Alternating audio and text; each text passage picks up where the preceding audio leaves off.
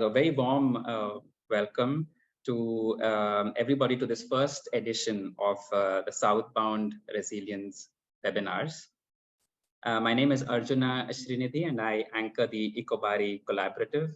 We're very happy to have with us Manjula M from Azim Premji University, Rohit Sharma from Digital Green, Ashutosh Bhatt and Pratap Chandra Panda from Gram Vikas, whom will all be introducing each of these speakers in a little more detail soon. I think as I was mentioning, that it was a great response that we had to the webinar invitation that we sent out. We had more than 200 registrations, and I think I see that there are already about 30 participants here. So I'm sure there'll be more joining in soon, considering this is perhaps coming soon after their lunch, or few looking to catch the recording at a more convenient time. So that reminds me that the session, to inform all of you that the session is being recorded. So for those of you who wish to keep their videos off or drop in questions in a private message to us, you are most welcome to do so. Also, I think it's good to note that this session is being organized in a very traditional meeting format rather than the Zoom webinar. So we all have quite equal in rights and privileges during the session today. We would, however, request everyone, apart from the current speaker, to keep their mics muted.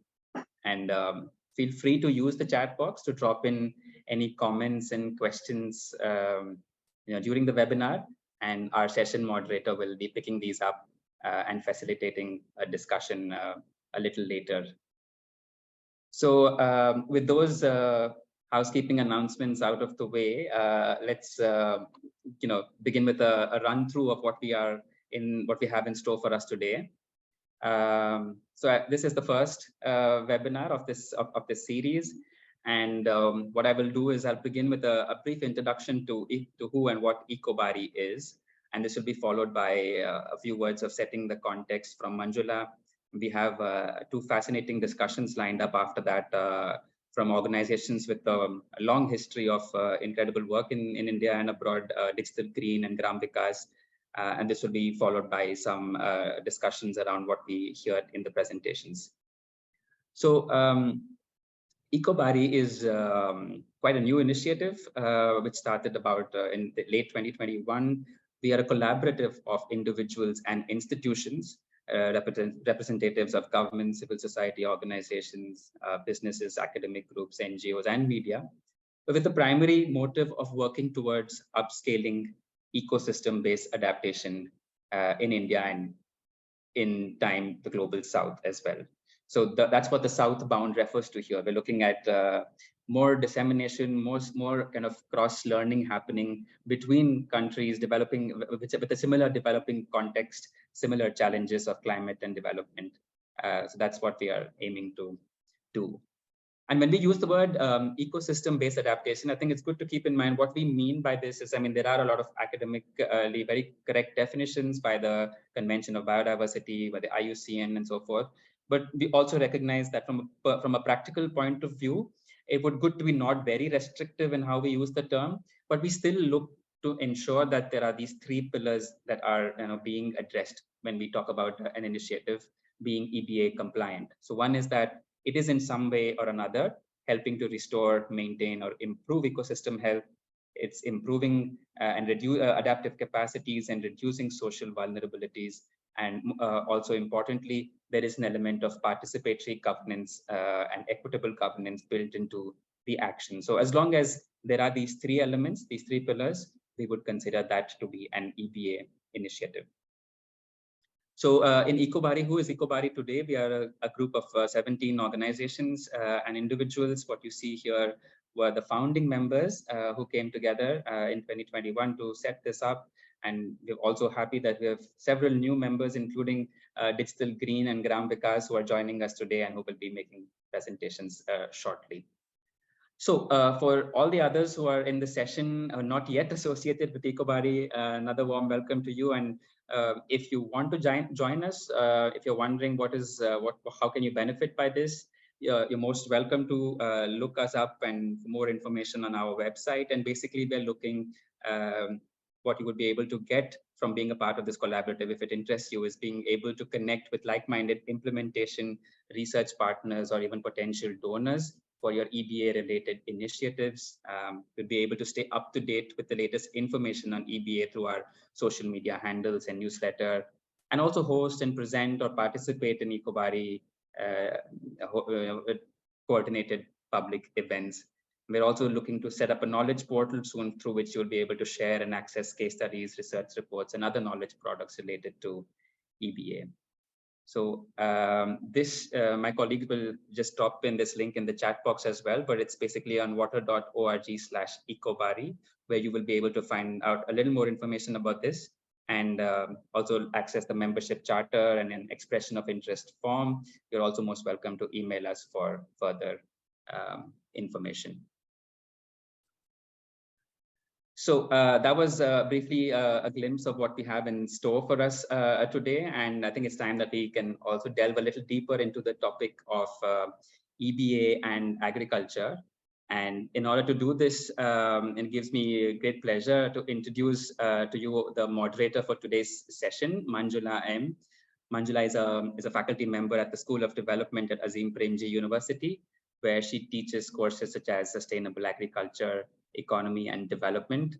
So very appropriate for today's session. She has over 15 years of experience in both research and practice with stints at MSSRF and in research analytics. Her work focuses on rural livelihoods, community-based climate adaptation, natural resource conservation, sustainable agriculture, and a gendered access to productive resources. So thank you very much, Manjula, for agreeing to take up this responsibility and helping us with this session. Manjula ji also has the most all-important task of helping us in keeping time and presentations to within 15 minutes. So you feel free to exercise the right as you deem appropriate, Manjula, during the session. I hand it over to you. Thank you very much, Arjuna, and the whole team of WOTR for having me here. And before I start anything, there's a hand up from Rajesh Gundle. Do you want to, Arjuna? There's a hand up in this. Yeah, maybe what we can do is if there are any questions of better access, you can drop a message to any of us in the host team, and we'll take up questions and discussion points in the comment session. Thank you. Yeah. Thank you. And before I actually start the session or invite the panelists, as Arjuna rightly said, I would like to spend a few minutes setting the context for today's webinar. Helping us understand why we need to talk about ecosystem-based adaptation in agriculture. So I'll start with my economic lens, wherein we in economics, when we teach economic development, we teach something called the Dewey model of development, which just talks about development of developing countries like India, wherein we say that this model says that as economies progress, the share of agriculture in GDP declines, and there is less people depending on agriculture. So this is how economies progress. And it's based on this theorization of structural transformation that Tima put forward his concept of a world without agriculture, which talks about where this is a situation where agriculture accounts for less than 3% of GDP and also 3% of the employment, and where agriculture and income and non-farm income are on par or are on par. So this is a situation with a world without agriculture. And based on this structural transformation, Niti Aayog had come up with a recent working paper where they had analyzed the states across India. Where do we stand in terms of the structural transformation and in economic progress with respect to agriculture?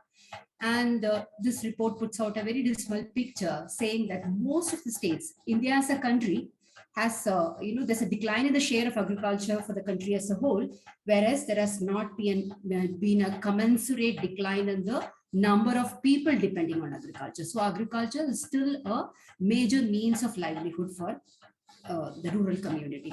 The same is the situation across the states, and most of the states are in different levels of Louis path development, Louis path movement. And large part of the states were said to be in a Louis trap or a farmer excluding path of growth model.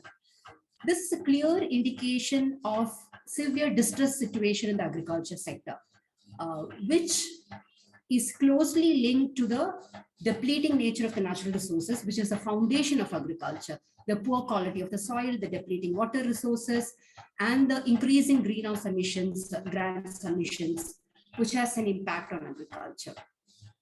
And this has, contributed to diminishing returns to agriculture, which has led to this unequal pathway of development. So it is in this context that we have to think about ecosystem-based adaptation in agriculture, because the latest IPCC report, as we all would have read it, also talks about the climate change impact on agriculture, especially in crop production. And it is estimated that this is going to reduce crop production by 10 to 40% in India, which is the economic loss translates to roughly around 0.8% of the GDP. And this is going to have serious implication for the livelihood and food security situation for a nation like our country, because crop production is the second major source of income for large majority of the smallholder farmers in our country. And agriculture is not just impacted by climate change, agriculture also contributes to climate change. And around 14% of the total greenhouse emissions in our country is attributed to agriculture sector. So given the fact that we are talking about a sector which is both impacted by and contributes to climate change, this is where we have the relevance of ecosystem-based adaptation or ecosystem services in agriculture gains relevance. So it is important to talk about those kind of practices, promoting and scaling up of those kind of practices which have elements of adaptation and mitigation co-built into them, so that there is generation of co-benefits of mitigation when we are adapting to smallholder farmers. And this in turn builds the resilience of smallholder farming. So it is in this context that we have to talk about when we are talking about a sector which is impacted by and contributes to climate change and has implication for lives and livelihoods and food security. And we have a very enabling environment now in terms of policy frameworks, wherein most of our programs and interventions are expected to be aligned with or complying with the nationally determined or aligning with the nation's nationally determined commitments. And if you look at the budgetary allocations, we can see that around 8% or 8.4% of the total allocation in the Ministry of Agriculture and Farmers Welfare is largely on programs which are, which takes this low carbon pathway, programs and schemes which have this low carbon pathways. So this is the background to this relevance and importance of talking about ecosystem-based adaptation today. And civil society organizations become being a very important agent of development. It's important that all of us design or redesign our programs to suit this narratives and pathway of development. So with this context, I would invite, it's my pleasure to open up the session by inviting the first speaker for the session. It's my pleasure to introduce Dr. Rohit Sharma, a senior climate specialist at Digital Green, who spearheads strategic planning and implementation of climate change adaptation in Digital Green. He's a PhD from Terry School of Advanced Studies. He was previously with GIZ India, where he offered technical support for strategic planning, implementation, and monitoring of climate adaptation and finance initiatives. Over to you, Dr. Rohit. And, yeah. Thanks, Dr. Manjula, for setting the stage quite appropriately. So thank you everyone for joining in as well. I'm just trying to share my screen. Just let me know once you see it. Is it visible? Yes. Rohit, you could go ahead. Okay, and I have like 15 minutes with me, right? Yes. Okay. Thanks a lot. So hello everyone. I said like I'm working with an organization called Digital Green, and we'll be discussing broad approaches which has been catered by the organization in the last 1.5 decade of experience and implementation experience in India. So yeah, so Digital Green, all in all, is a developmental organization which works on creating a world where farmers can use technologies and data to build prosperous communities. We've been working in India for over a decade. In fact, we've been working in India as well as Ethiopia and Kenya. And we have worked with a lot of extension systems and establishing grassroots level partnerships on increasing effectiveness, impacts, as well as the efficiency of the extension systems. We tend to use the scalable and cost-effective technologies and try to leverage our advisories around that. We also assist the rural communities to assess and share the information for making the farm level decision makings. All in all, through this experience, we've reached out to almost 2.5 million farmers, out of which most of the farmers were women, counting approximately 75%. Out of this, then we have based on the advisory services and the extension services we provide, we have observed an increase of approximately 17% of income in farmer income. Then we have also observed there is a increase of up to 50% in the yield of the same community by the advisories which we have provided. So that's how broadly we work. Broadly, the approach for this organization relies on engaging, deep diving in with the community, trying to listen to their experiences, what kind of systems they have, what kind of limitations they are facing, and how we can come up with the ways to meet those and avoid those limitations through technology transfers. We don't come up with the new systems. We try to embed in the parallel systems, whatever solutions we promote, and then try to collect data based on that system. And this is further used to kind of scale up the agriculture development of a specific agriculture system, I would say. So the broader is that the model again talks about like how we come up with the development of capacities, digital development of capacities to digital mediums like platforms, like learning courses, like practice of farming practices through video-based advisories. Then how we can leverage these to the market-based services, and how can we strengthen them for the community we are working with. And further, we tend to promote these for the stronger agriculture system, all in all, for the community. That's how broadly the organization works.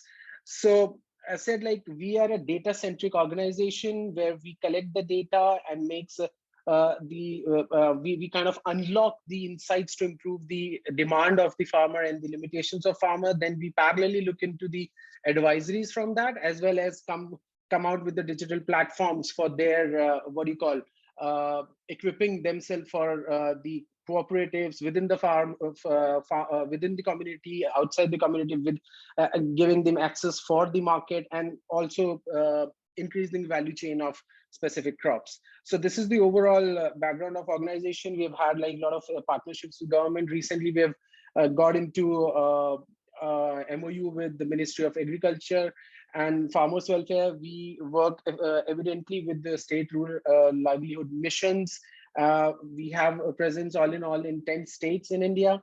So just going a little ahead on the on this MOU, we are developing India's first kind of digital platform for the agriculture extension system, and Ministry of Agriculture, as said, has been supporting, has signed an MOU with us on this. So where we'll be coming out with, we'll be developing a unified and integrated digital platform So as said, like we don't create systems in parallel to the existing ones. We do believe in the power of collaboration, and that was the whole synthesis of this organization's inception, where we believed in community video approach to enhance the efficiency and effectiveness of this extension system.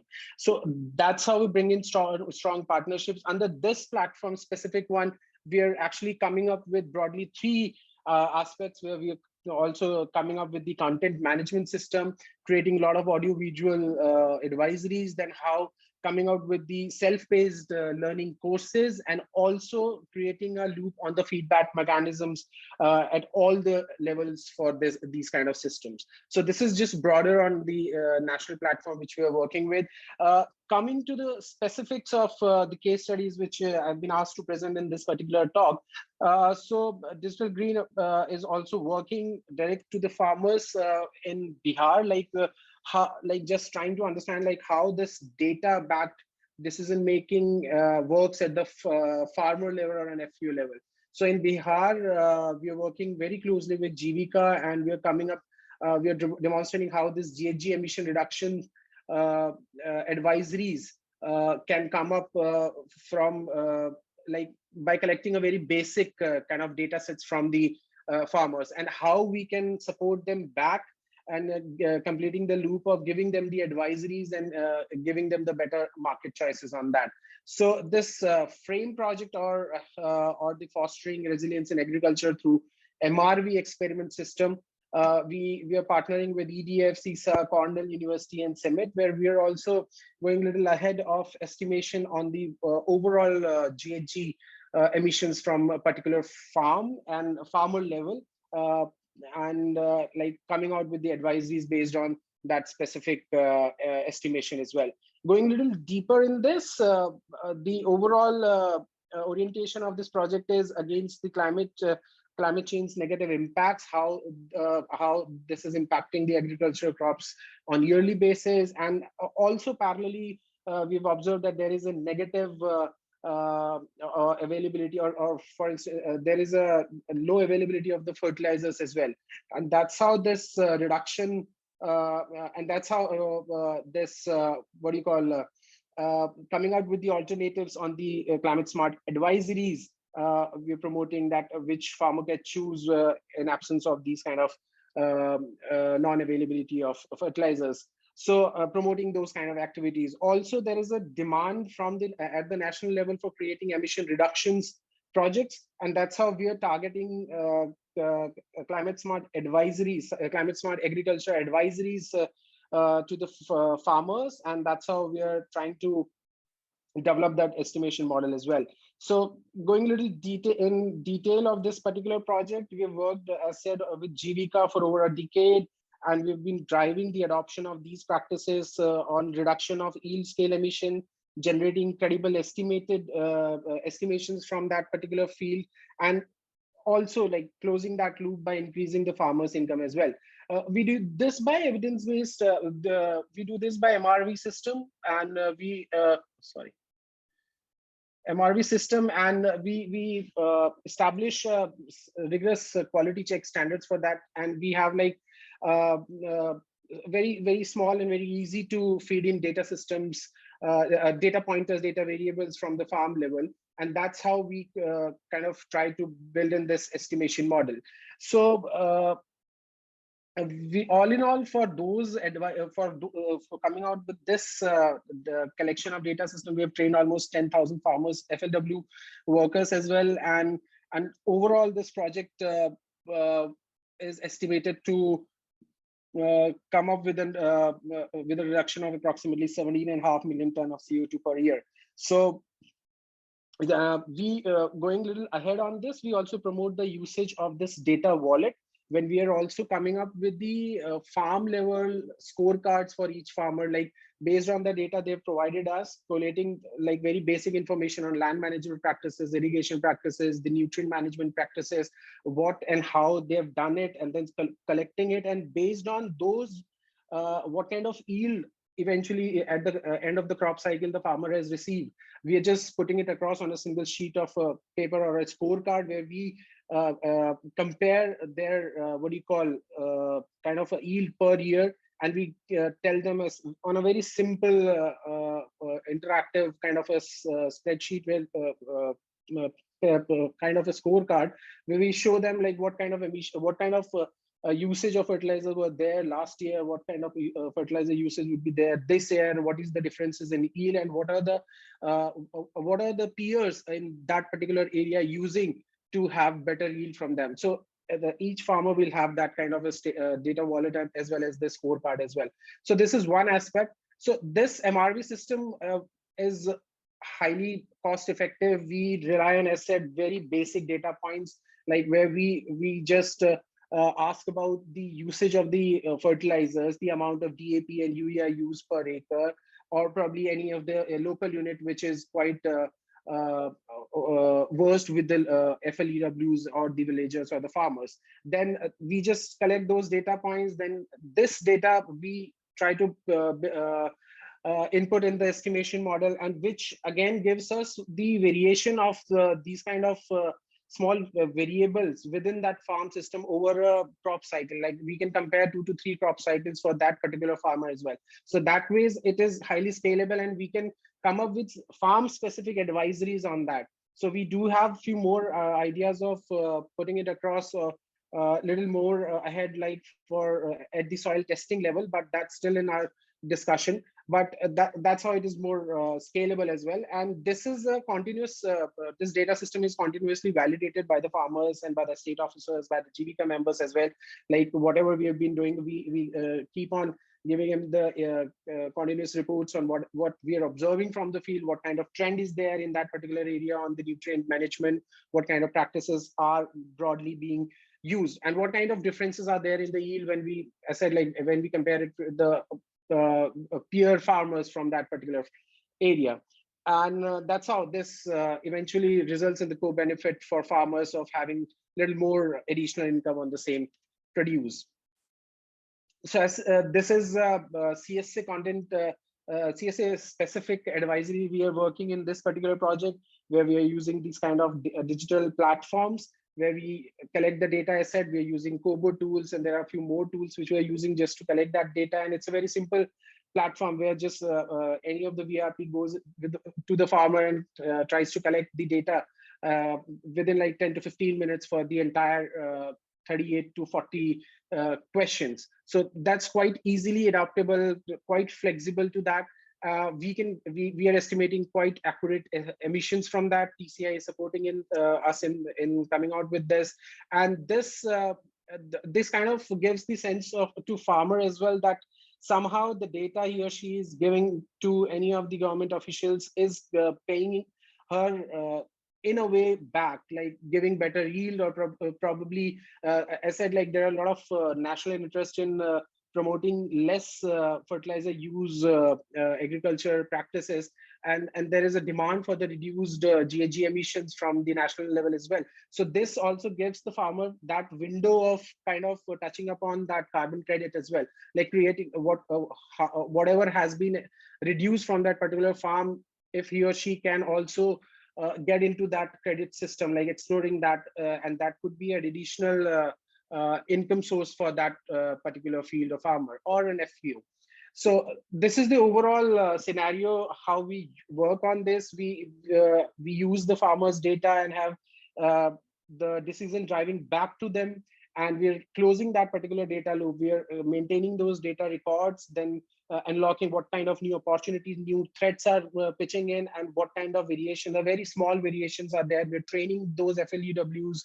We are promoting our the video-based advisories to them. We are coming up. We are also working on the chat, the AI-based advisories, where we are like that's still in the process, like where a farmer can just put across on a bot a video, audio message asking a question about a specific crop, and he gets good like few options just to explore what kind of immediate solution to that disease could be. So these kind of things we are working, and that's how we are kind of elaborating. Just by collecting that farmer's data, we are quite opening up the forum for her or for him to explore a little more from that particular farm.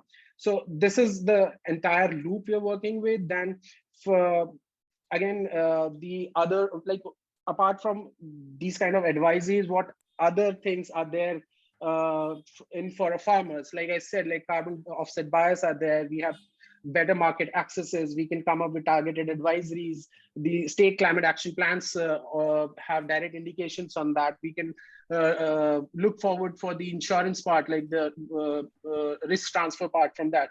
Giving this from like this kind of a model puts farmers in the driver's seat and lets them sell across all the buyers. So there are virtual aggregations for this, like farmer producer organizations, and a lot of organizations are working, coming up with the certification program that establishes a landscape, then the entire landscape for that, where a farmer is more approachable and has that quality tagged on that particular produce. So this is a kind of creating a business in which a farmer can reduce the emissions in their supply chain and turning a possibility of the carbon offset as well.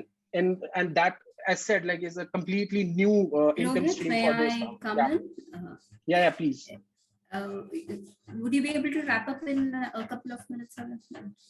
Yeah, I'm almost done, like okay. 2 to 3 slides only. Yeah. Thanks, so this was one just coming up probably I can skip a few slides if the time is little over.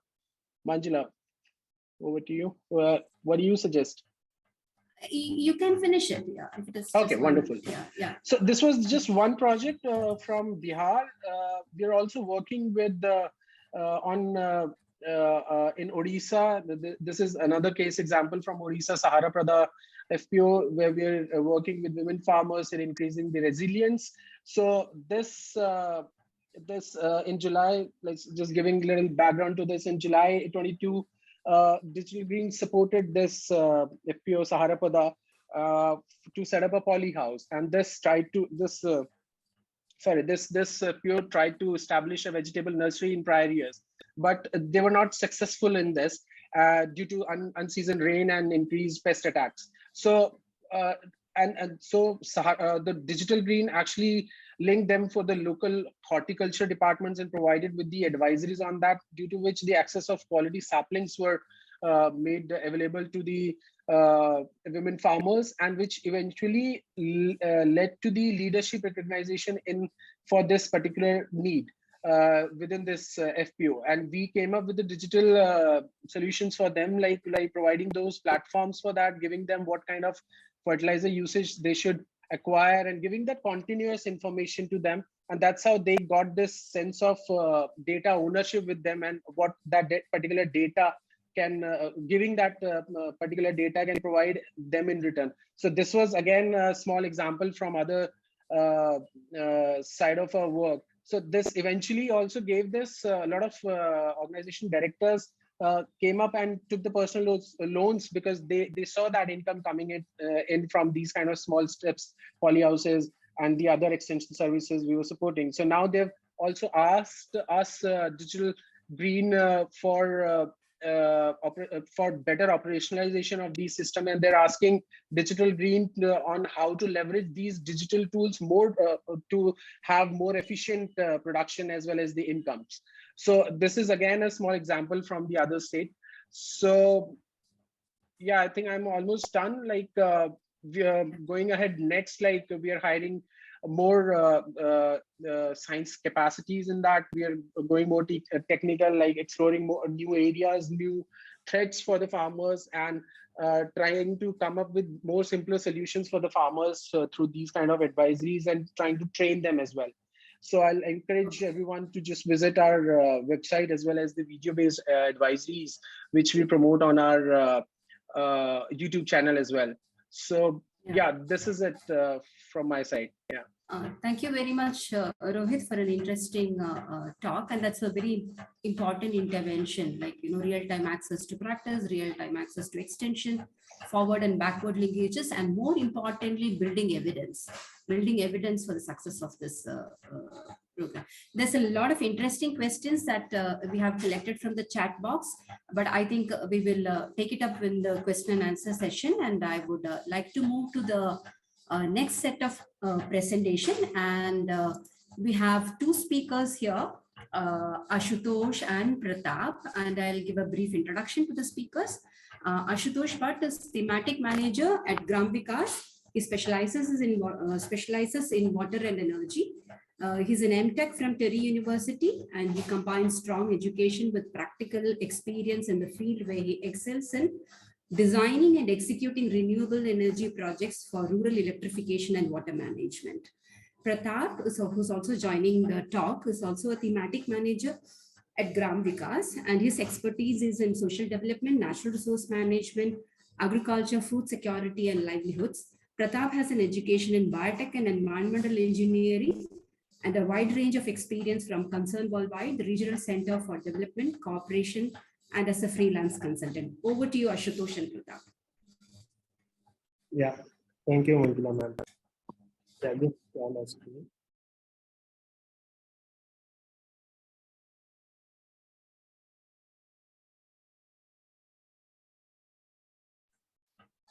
Yeah, first of all, warm welcome to all. And myself, Pratap, and Ashutosh, both of us today will try to give you a quick brief of what Gram Vikas has been doing as part of our ecosystem-based approach for adaptation, and how is that linking up with our work around agroforestry, environment, and economy.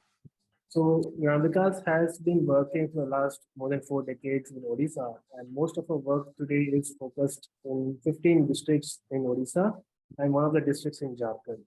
And this work is being taken up under our main program approach called the Water Secure Gram Panchayat program.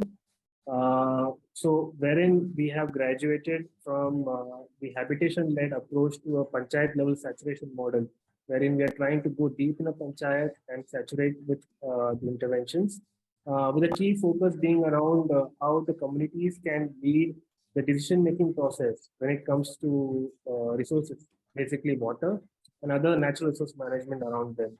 While we do this with the community-led approach, we also put a strong focus on how we can build institutions which are resilient, reliable, and also gender equitable. A strong focus is also on gender participation, especially in the village level committees, the development committees. And of course, all of this is being linked up with the overall health and economic outcomes, because of course, increasing access to natural resource also needs to translate to better livelihood options in the end. So how these three things play together is what we're trying to focus. And majority of these processes and activities are led by local government, citizens, and communities who are in charge of the decision-making and planning process, wherein Gram Vikas comes in as a technical partner to provide the required technical solutions and backstopping to the program. And a lot of these activities are closely linked to the SDGs, which we already know. So if I had to quickly give you a brief about the major 4 components. The whole program is built on these 4 components. The first one being equity and resilience, wherein we're trying to stress on how equitable access to water and natural resources opens up opportunities for communities to develop in various forms. While we say access is important, we also try to focus on sustainability of the resources, how conservation and management plays an important role in securing livelihood options to the people. And ensuring sustainability alone doesn't, the role doesn't end there. So how access to water and sustainability of water can play a role in linking up with livelihood options. So how effective use and smart use of water and natural resources can open up livelihood options is what we also focus.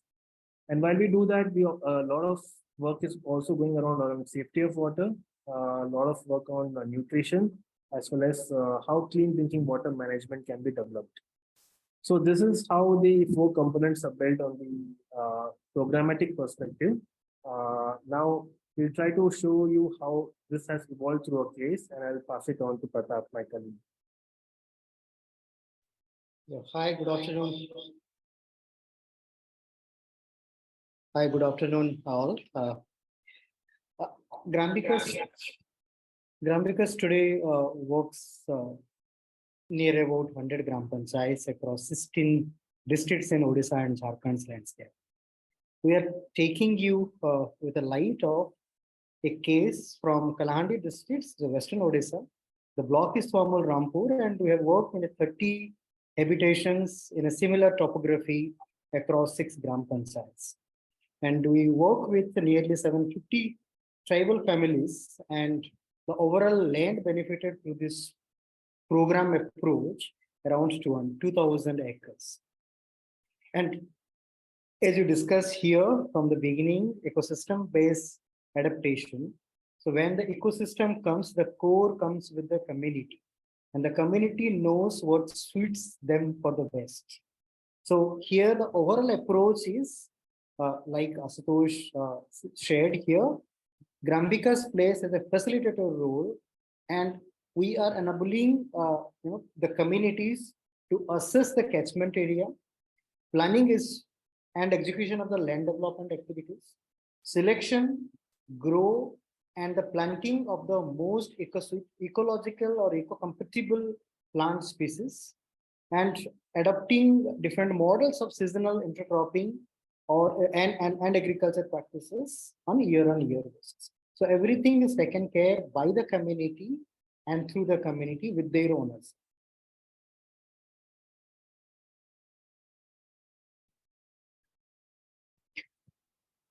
Here, there is the approach is in a 3-phase approach. One is building the capacity of the communities. When we say community, there are institutions, traditional institutions, and the village development committees formed in different forms. So women collectives are there, youth groups are there, and village development committee itself.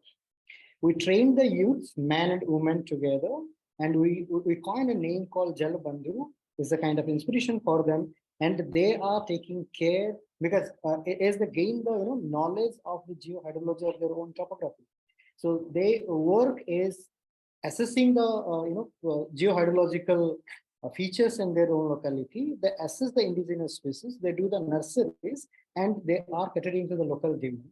And through a process, we are creating a water passbook for the habitation and for the Gram Panchayat, where both the PRI and its and the community come together to take a water smart decision process.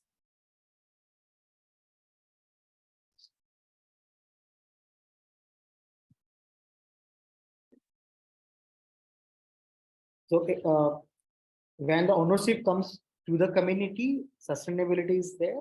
So mostly important is there is some people, some community members who own their land, the private landowners, and there is huge land available at the community level as a common properties. So both we are making a balance. Community engaged. So basically the protection and management approach goes there. And most importantly, the choice of the plant species, both the seasonal and the perennial varieties, both in social forestry and also agroforestry approach. So as community knows better, the ecological and economic balance comes there. So this is where the resilience, incomes approach comes. The ecosystem got better, and there is and it has a long-term impact on the better economy of the region as well.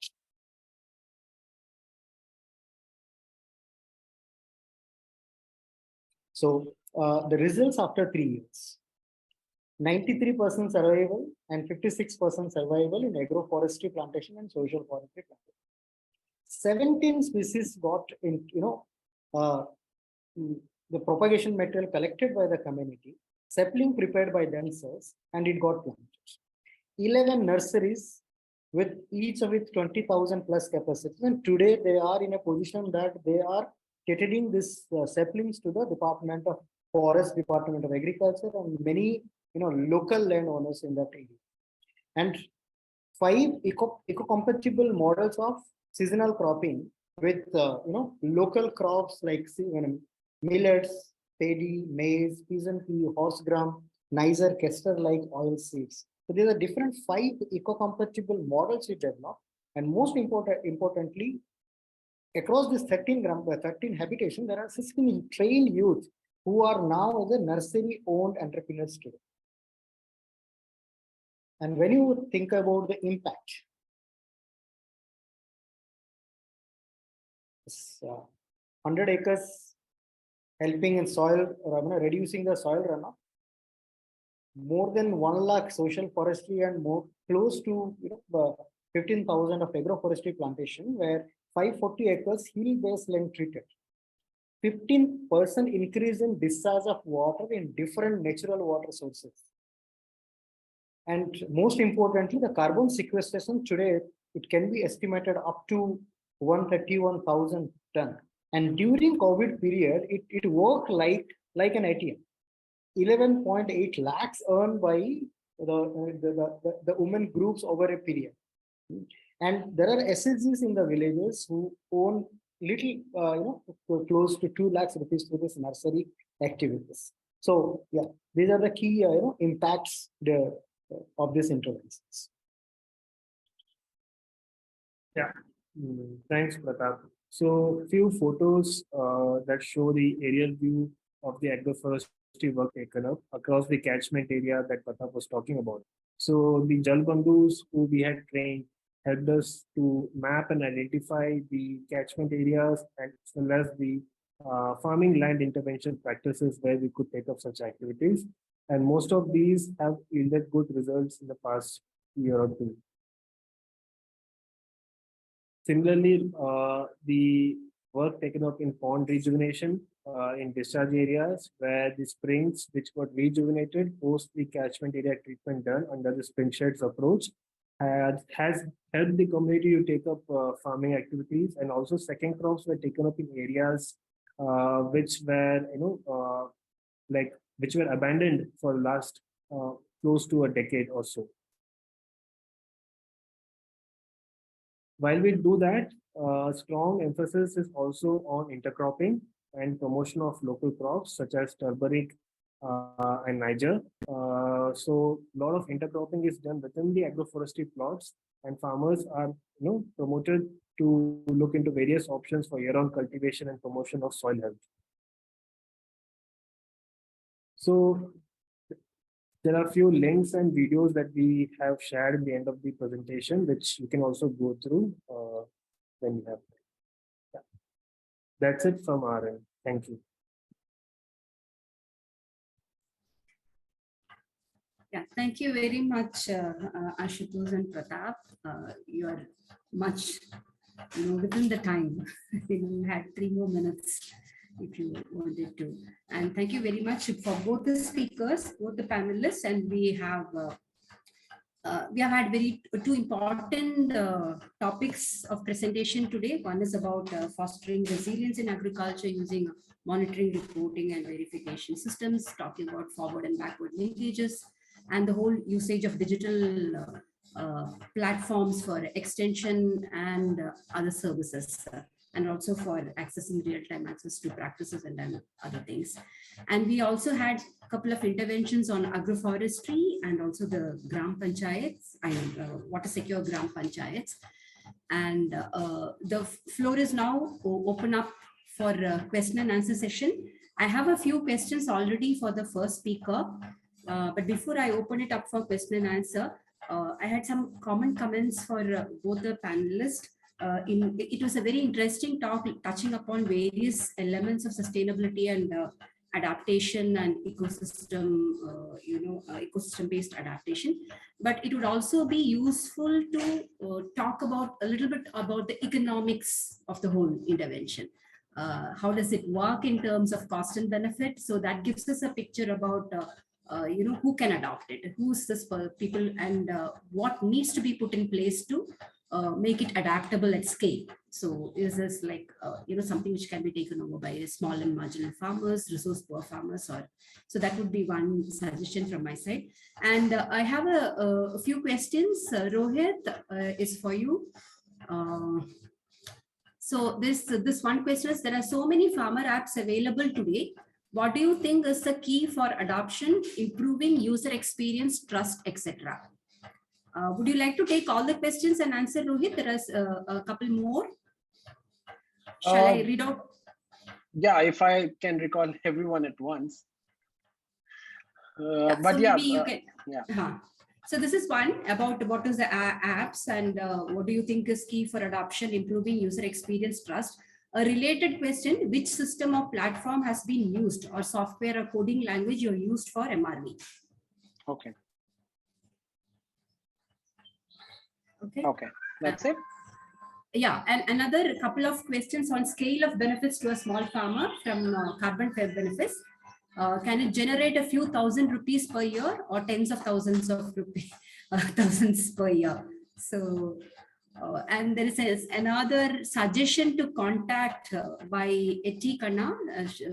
They say they work in assist in carbon offsets. So you may please connect with them at etikanna at the rate of, so you can write to them directly. So there's another question from RS Yadav. This is, there are innovation in fertilizer.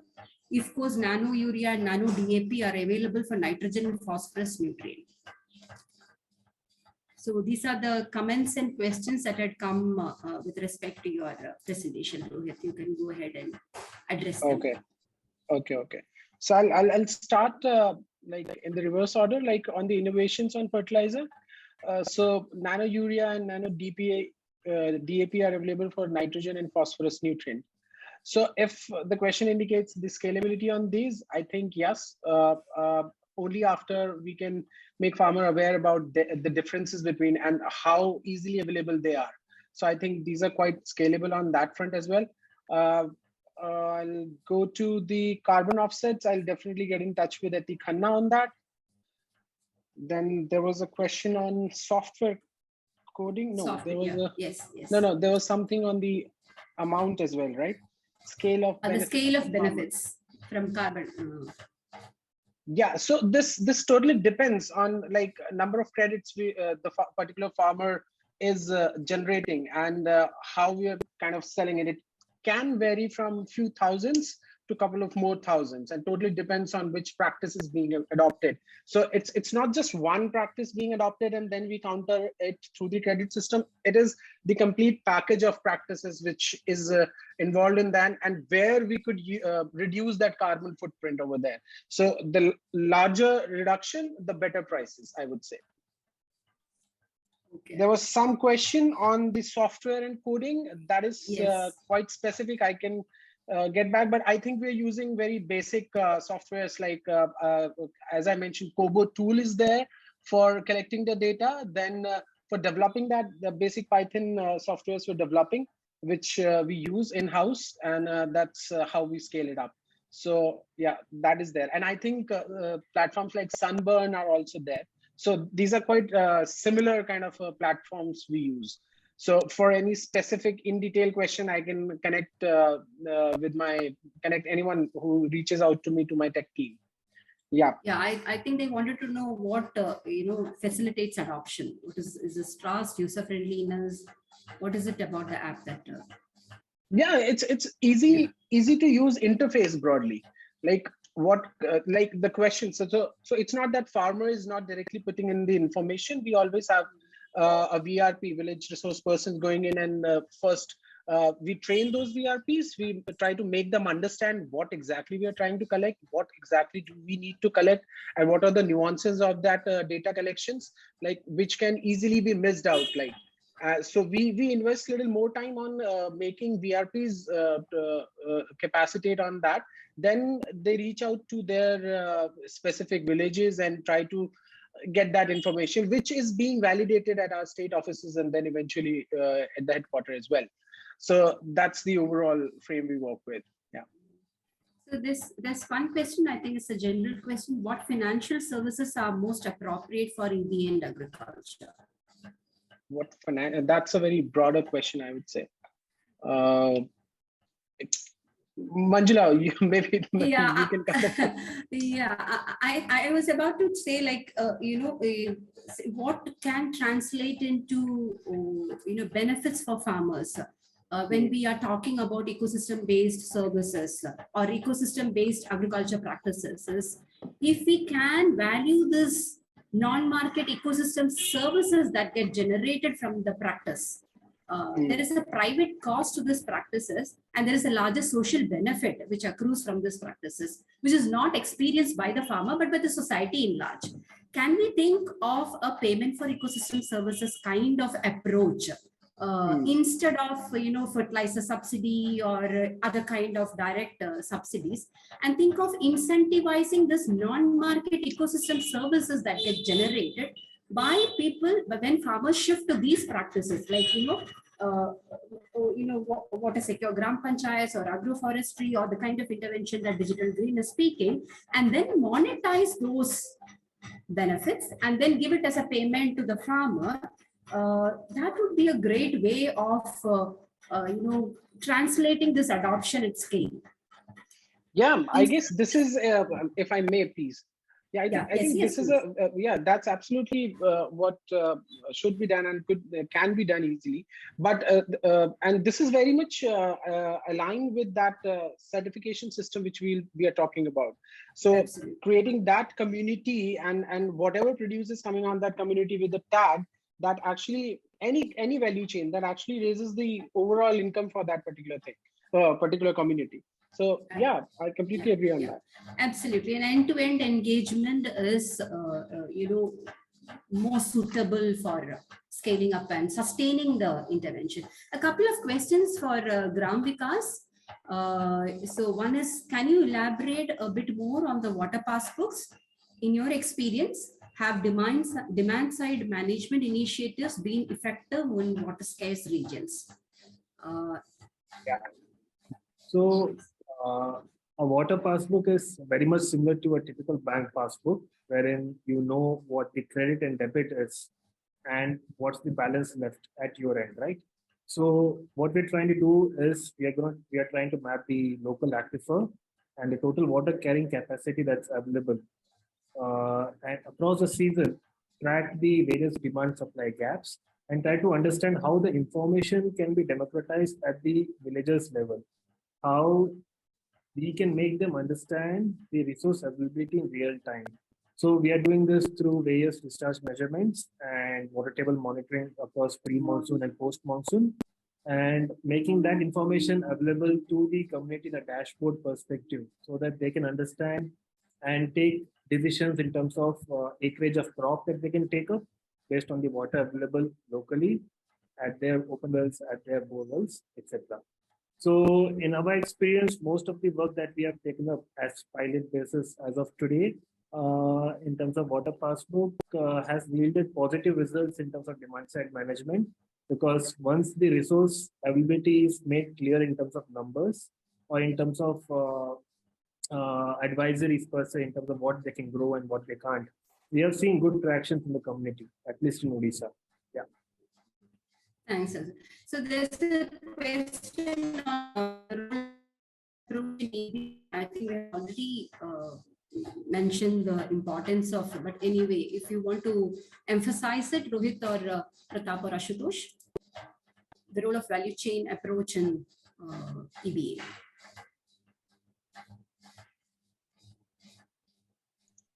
Is it for me or Ashutosh? I couldn't get that. Anyone, Pratap, both of you, like Pratap, Ashutosh, would you want to? Yeah, Ashutosh, please, over to you. Yeah.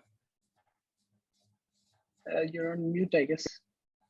Okay. Yeah. Pratap, yes. So when we say EbA, and well, the question is EbA for sustainability, right? Pardon? Value chain approach in EbA for sustainable agriculture, yes. So let us understand that EbA is ecosystem-based adaptation. And ecosystem is very much geography context. And each ecosystem has its own characteristic. The features are very, very unique to the ecosystem. And many times when you look at value chain, we are making it as a dependency-based value chain. We are not looking at what are the opportunities or resources available within the ecosystem. So if we are not understanding and utilizing the local opportunities available as a features or components within the ecosystem, adaptation is not going to happen. So the most, and the words looks very philosophy, but it is as practical as it is. If we are not understanding the individual features and the characteristic of features and its use, efficiency, and the opportunities to understand and increase the capabilities and capacities of each of the components within the ecosystem, value chain cannot be a sustainable. So today what happened with government or having a good money with the farmers or any person, they do the water sources, maybe the deep borewell or shallow borewell or anything else. Just check if the area is a drought prone area, the rainfall is very limited. Why they are going for paddy? Why not they are accepting millet? Just because they are having water and they can flood the land. So here, if you check the water as a component, you have the capacity to purchase water, but at the same time we are misutilizing the resources available with us, and the value chain disrupt there is, and it is not a sustainable solution. So this is where my take is here, understanding the individual features of the ecosystem, understanding the opportunities lies with it, utilizing the within the ecosystem, so that the value chain is from the understanding the input features to the harvest method. Everything come hand in, and it is sustainable. Thank you. Yes, so I think that's all in the discussion, and I'll hand over the session to Arjuna. Yeah, thank you very much, Manjula. That was really an insightful discussion. Thanks very much for the wonderful moderation, and a big thanks to our presenters from both Gram Vikasa and Digital Green.